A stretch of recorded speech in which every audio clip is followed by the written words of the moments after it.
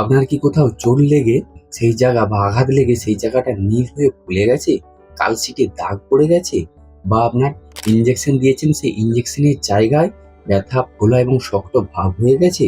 এইসব সমস্যায় আপনি থার্মোফোব জেল ব্যবহার করতে পারবেন কিনা, বা এই থার্মোফোব জেলের আসল কাজ কি, বা কি কি চিকিৎসা ক্ষেত্রে ব্যবহার করা হয়ে থাকে, এর ব্যবহারের পদ্ধতি এবং ব্যবহারের মাত্রা কি?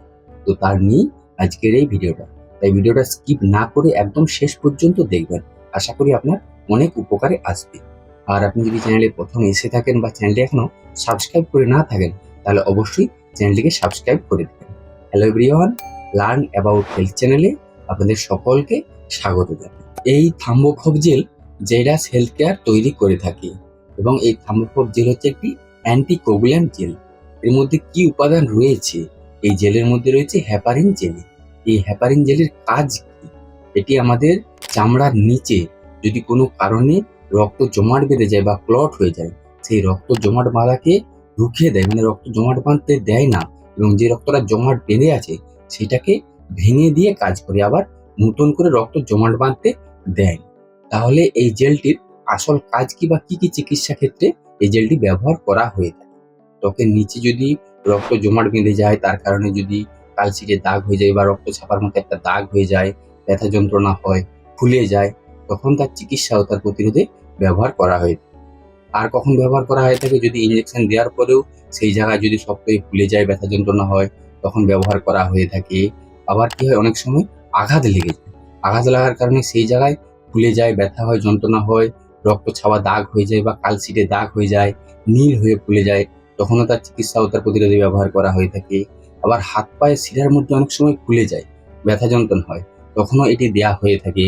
আবার ভ্যারিকেস ভেনের সমস্যা হলে, যেমন ভ্যারিকেস ভেন হলে পায়ের মধ্যে ব্যথা যন্ত্রণা বা একটা অস্বস্তি হয়ে থাকে, তখনও তার চিকিৎসা ও তার প্রতিরোধে এই জেলটি দেয়া হয়ে থাকে। এবারে ব্যবহারের পদ্ধতি এবং ব্যবহারের মাত্রা কি? প্রাপ্তবয়স্কদের সাধারণত দিনে 2 বার কি 3 বার আলতো করে লাগানোর পরামর্শ দেওয়া হয়। তাই খুব জোরে মালিশ করতে দেওয়া হয় না, আলতোভাবে লাগাতে হয়, আর দিনে 2 বার কি 3 বার লাগাতে হয়। আর 7 থেকে 14 দিনের মধ্যেই সমস্যা কমে যায়। এবার এর কিছু পার্শ্ব প্রতিক্রিয়া হয়ে থাকে নাকি?